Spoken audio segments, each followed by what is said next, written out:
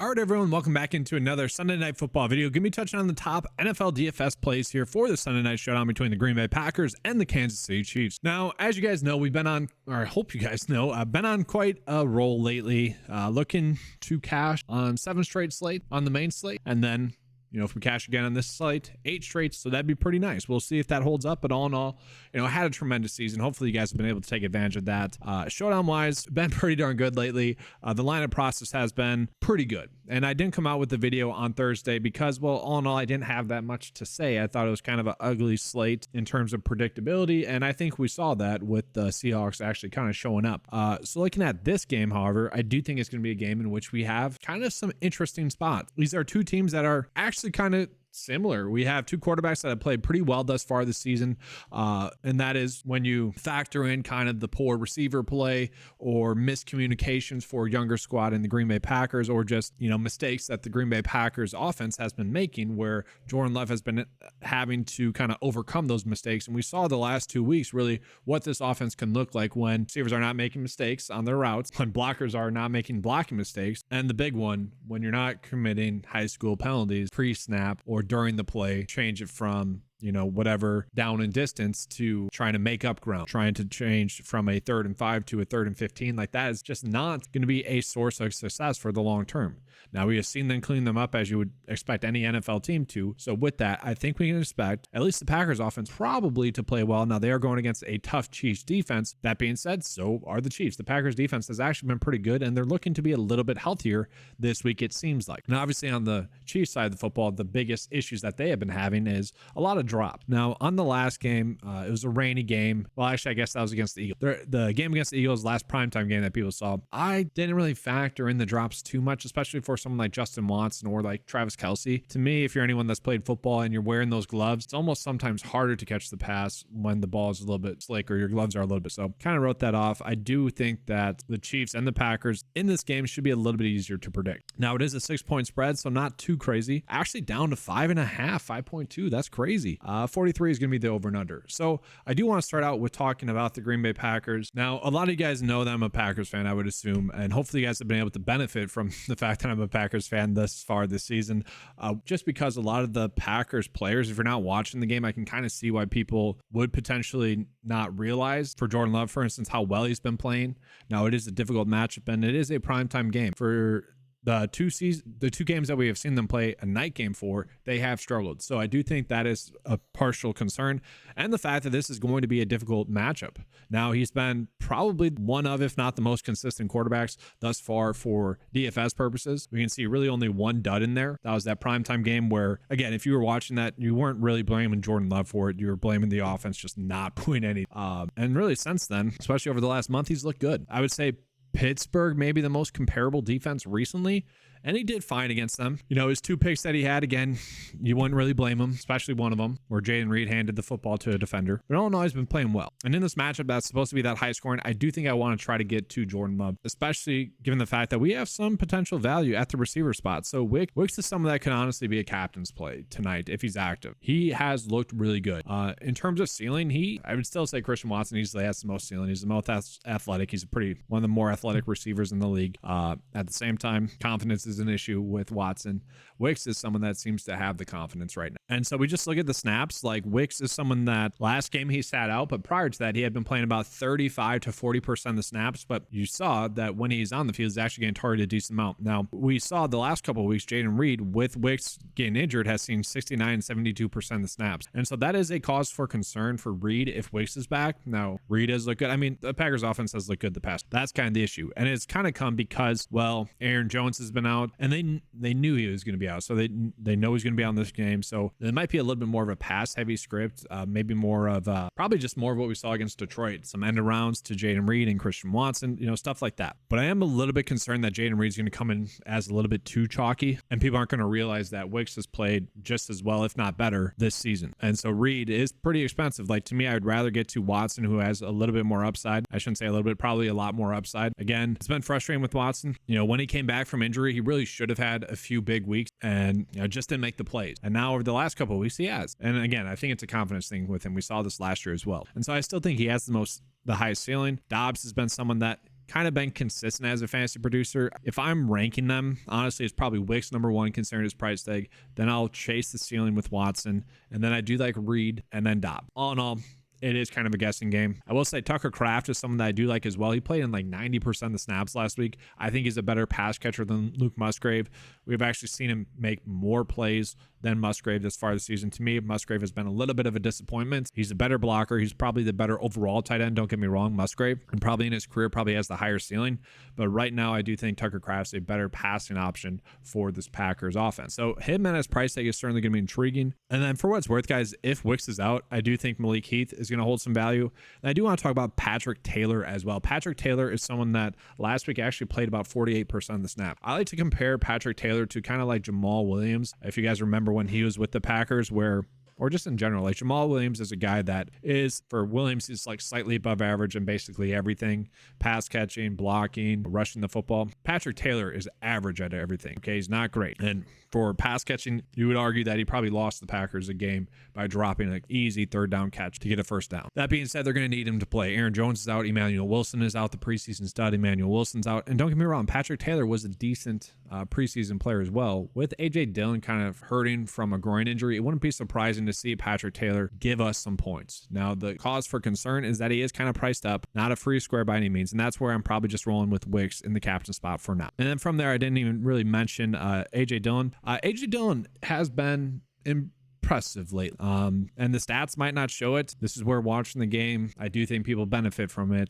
His success has kind of been situational, where first down, get 4 yards. 3rd and 1, get the first down. You know, he's been doing his job making some key block. And has he dominated? No. Has he done his part? Yes. And the big takeaway is that because the receivers have been playing well and not messing up too much, A.J. Dillon has been involved in the receiving game. And chances are that's going to happen again. The biggest question mark I have for A.J. Dillon is going to be the snap. Is he healthy? Because if he is healthy, I do think we can expect 70% of the snaps. If he's not healthy, it's probably going to be closer to 52 again. And all in all, I don't know if there's a huge difference between Taylor and Dillon. Situationally, yes, but like as a whole, not too much. And so I do think he's a 10-point play, probably fine with that. And so now again, we look at Patrick Mahomes, who, you know, if you're watching Love, you see a lot of Patrick Mahomes tendencies in him. I'm not calling him Patrick Mahomes. Obviously, Patrick Mahomes is Patrick Mahomes. But we look in terms of like game log, basically -1 huge game by Mahomes, kind of the same game log that we're seeing out of those two. And so I'm not going to say like you would rather play Love over Mahomes, but when you consider the price tag, potentially. Now, I will say this offense has been looking better recently. The Packers defense has been a little bit hit or miss. All in all, Patrick Mahomes is probably someone we want to be going out of our way to play, but there is a chance where maybe he's a little bit too priced up. I doubt it. I'm banking on him to have a good game. I would prioritize him top, as most people will. From there, Travis Kelce, we got the Taylor Swift game. Apparently, she's going to be in attendance. For Travis Kelce as a play at this price tag, though, he really needs to give you 20 points for him to really pay off, because I do think one of the Packers receivers are going to have a good game. It's just figuring out which one, and it's almost like you'd rather take the risk in figuring out that than go with Kelce at that price tag, because Pacheco is someone that should probably get a heavy workload in this game. I do want to call out, when I was doing kind of the props data, Underdog had a vastly different projection than what Prize. And so to me, some of the sportsbooks are probably saying Pacheco is going to get involved in the passing game a little bit more, whereas others are not saying that. It's kind of weird. Now, we did see Pacheco play 80% of the snaps. If he's doing that again, yeah, he's a play that we probably want to be going out of our way to play in this Green Bay Packers matchup, who, all in all, they have given up a lot of big games to opposing running backs. And that is something that could happen again. Now, has Pacheco been all too impressive? I mean, not really. He has been able to convert on his touchdowns. He is a good runner. I think everyone would say that. Is elite? No. But can he take advantage of a good matchup? Yes. Can we bank on him getting 2 touchdowns again? No. But all in all, he should be a safe play. Again, though, the kind of issue is like, if he's not scoring a touchdown, which I think he has a higher ceiling than A.J. Dillon, but at the same time, we could probably get a cheaper 9 points out of Dillon than we could Pacheco, assuming that Dillon healthy. All in all, Pacheco is probably the safer play. From there, we got to figure out which Chiefs receiver to play. Again, you guys are probably starting to see why these teams are similar-ish in my head in terms of DFS, in terms of fantasy. Both defenses are pretty good, and then the receiver production is extremely spread out, and you guys will see that here in the snaps count. So like literally, Rice, 67% of the snaps. That was his most snaps thus far this season, besides the game against Miami. But the thing with the Chiefs is that they've been very vocal about saying, you know, we like our receiving core because we can use the different talents that we have at the receiver position depending on the different matchups that we have. I don't know what that's going to mean for this week. I would say Justin Watson has been impressive when he's gotten target. Rice is obviously the player that everyone likes, and I would agree he's probably the number one priority receiver-wise. Sky Moore played 57% of the snaps. MVS, revenge. MVS, not really. I mean, MVS was very happy to get paid by the Chiefs twice, and so 53% of snaps for him. Could he have a big game? Sure. I mean, MVS, the big games have somewhat been there for him. He's kind of dropped those. And then Noah Gray playing 50% of the snaps is someone to pay attention. I will say CH, if he gets maybe closer to 30% of the work like McKinnon was getting, I could see that being a decent play. Like CH has not looked terrible. Actually, as a Packers fan, I was kind of hoping they would trade for him because I think he'd be an improvement. And I've always kind of crapped on the Chiefs for taking CH over Jonathan Taylor. That was one of the most laughable draft picks I think ever, because you reach for CH when you have clearly the best running back. I don't want to get into it, but crazy. That was crazy. So yeah.